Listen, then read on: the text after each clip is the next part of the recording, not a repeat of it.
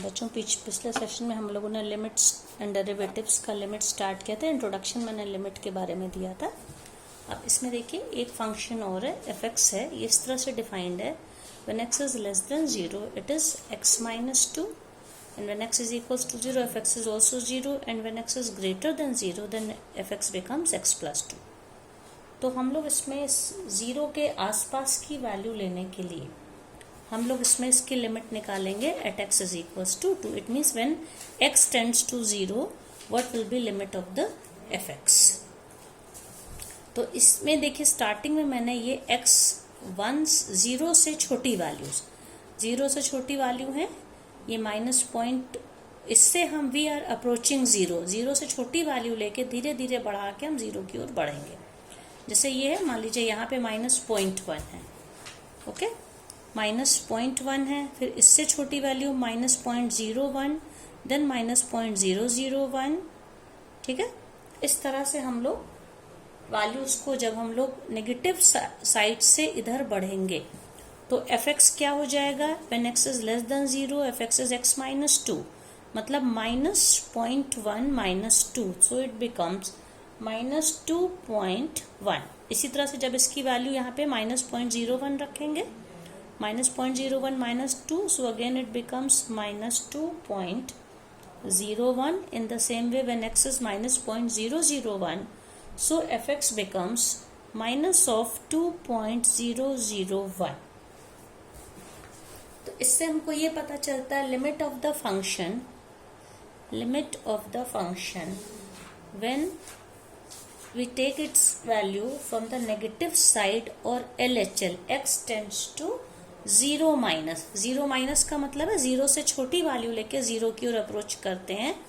तो हम देखेंगे जब 0 से छोटी वैल्यू से 0 की ओर बढ़ रहे हैं, ये 3 वैल्यू ली हैं, तो एफ एक्स आप देखिए धीरे धीरे इट इज अप्रोचिंग -2, ये -2, ये वैल्यूज है -2.1, फिर ये वैल्यू -2.01, आप देख सकते हैं इट इज अप्रोचिंग -2, मतलब वैल्यू इज इंक्रीजिंग, ये वैल्यू -2 की ओर होगी। अब हम क्या करते हैं, लिमिट ऑफ अ फंक्शन निकालते हैं when we take the values which are greater than 0, जिसको 0 प्लस बोलेंगे, या इसको हम RHL राइट साइड से।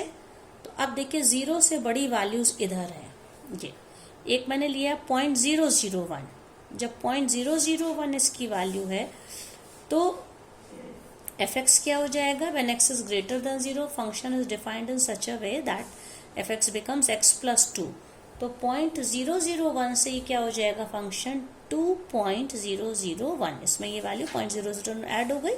इसी तरह से जब x की वैल्यू 0.01 है तो एफ एक्स क्या हो जाएगा 2.01, x की वैल्यू 0.1 है तो एफ एक्स क्या हो जाएगा 2.1। तो इस तरह से हम लोग कह सकते हैं, ये हम लोग यहाँ से देखें, हम लोग ने 0 से बड़ी वैल्यू लेके धीरे धीरे कम करके वी आर अप्रोचिंग टुवर्ड्स 0। तो एफ एक्स भी 2.1, धीरे धीरे ये वैल्यू 2.1 से कम होते होते it is very close to 2 again. अब इसमें क्या हो जाएगा, ये 2 की ओर अप्रोच कर रहा है, या हम इस ग्राफ में देख सकते हैं। और 2, क्योंकि हमें 2 पे नहीं जाना है, 0 पे नहीं जाना है, when x is 0 then f x is also 0, ठीक है। तो इन दोनों के बीच में कहीं कोई लिंक नहीं है, पॉइंट ऑफ कोइंसिडेंस नहीं है। आप देखिए यहाँ पे ये जो साइड है, हम लोगों ने एक्स की वैल्यू को 0 की ओर, बहुत छोटी वैल्यू से जब हम 0 की ओर बढ़ते हैं इस तरह से, तो y कोऑर्डिनेट इसका, ये ग्राफ डाउनवर्ड ट्रेंड इसका है, तो it never touches the value 0x। तो इस तरह से फंक्शन भी 2 को नहीं टच करेगा, लेकिन ये वैल्यू इसकी it is going very close to 2 से छोटी वैल्यू, 0 से हम लोग बड़ी वैल्यू लेके 0 की ओर जब हम लोग अप्रोच करते हैं तो एफ एक्स की वैल्यू यहाँ पे लिमिट इसकी आती है 2 + 2। इसी तरह से नेगेटिव साइड से, 0 के नेगेटिव साइड से वैल्यू लेके when we are approaching towards 0 की ओर बढ़ते हैं, देन लिमिट इज -2। तो हम कह सकते हैं, और at x is equals to 0 function क्या है, एफ एक्स इज 0। तो हम कह सकते हैं x इज इक्वल टू 0 पे फंक्शन तो डिफाइंड है, it is well defined, but limit of the function is not defined because left hand limit is not coinciding with the right hand limit. Left hand limit जिसको 0 minus बोला वो -2 है, right hand limit +2 है, ये दोनों different आ रही हैं. तो हम कह सकते हैं कभी कभी हमें ऐसे फंक्शन भी मिलते हैं जिनकी लिमिट डिफाइन नहीं होती. ये कोई जरूरी नहीं कि हर फंक्शन पे लिमिट हम उसकी निकाल ही पाए. अब इसमें बच्चों अब हम लेंगे नेक्स्ट टॉपिक है अलजेब्रा ऑफ लिमिट्स. मतलब लिमिट्स में अलजेब्रा के कुछ रूल्स ये फॉलो करते हैं. ये जैसे f और g कोई भी दो फंक्शंस हैं, ठीक है, और इनमें इस तरह से कि दोनों की लिमिट एग्जिस्ट करती है. Limit of fx x tends to a और limit of gs x tends to a, both limits of the both function exist.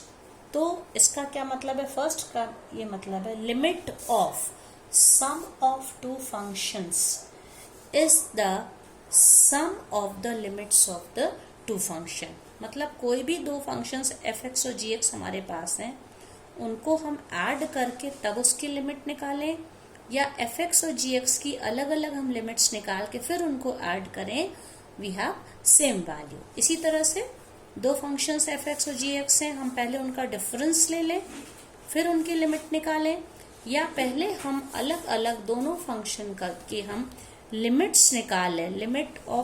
Limit x tends to a fx and limit of x tends to a gx. दोनों की अलग अलग limits निकाल के फिर उनका difference लें, हमें सेम वैल्यू मिलेगी. फिर दो फंक्शंस लिए हैं, मान लीजिए उनका हमने पहले प्रोडक्ट ले लिया, मल्टीप्लाई कर लिया फंक्शंस को, फिर उसकी लिमिट निकाले व्हेन एक्सटेंड्स टू a, या हम दोनों फंक्शंस की अलग अलग व्हेन x अप्रोचेस a दोनों फंक्शंस की अलग अलग लिमिट्स निकाल के मल्टीप्लाई करें, हमें सेम वैल्यू मिलेगी.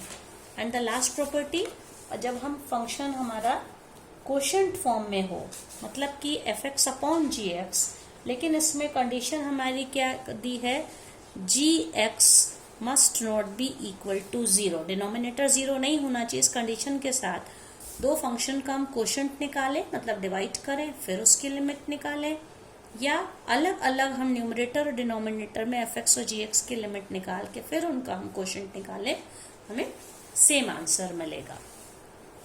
इसी तरह से लैम्डा अगर कोई स्केलर है, ठीक है, इस तरह से कोई भी कांस्टेंट फंक्शन है, कह सकते हैं लैम्डा कोई कांस्टेंट फंक्शन है, उसको हम किसी फंक्शन fx से मल्टीप्लाई करके फिर उसकी लिमिट निकालें, या फंक्शन की हम fx की लिमिट निकाल के फिर उसको लैम्डा या कांस्टेंट फंक्शन से मल्टीप्लाई करें, we will have the same answer.